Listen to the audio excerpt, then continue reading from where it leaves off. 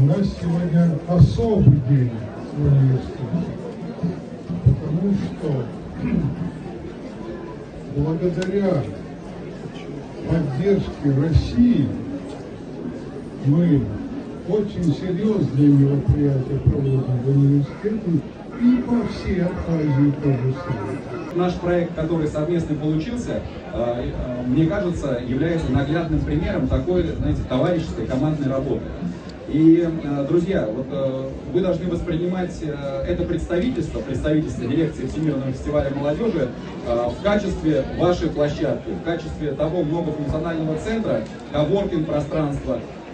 который под ваши задачи, начиная от организационных, когда вы можете прийти и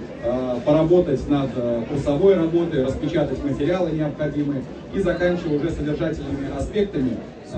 потому что каждый день приезжают различные лекторы, различные эксперты, которые по самым актуальным проблемам и тем вызовам, с которыми сталкивается молодежь в Республике Абхазия и в целом в большом геополитическом пространстве,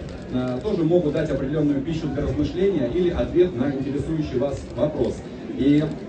вы должны знать, что вот все ваши инициативы, которые предлагаете, а мы сделали такой чат-бот, где ребята прям максимально оперативно могут написать, и мы включаем в линейку проектов, программ, мероприятий, включаем в активности нашего представительства. Чтобы рождались идеи, чтобы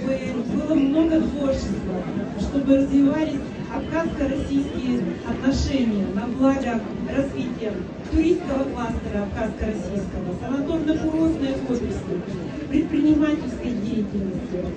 Мы обязательно будем приезжать к вам, Олег Алексеевич, с нашими студентами и преподавателями и реализовывать новые успешные проекты.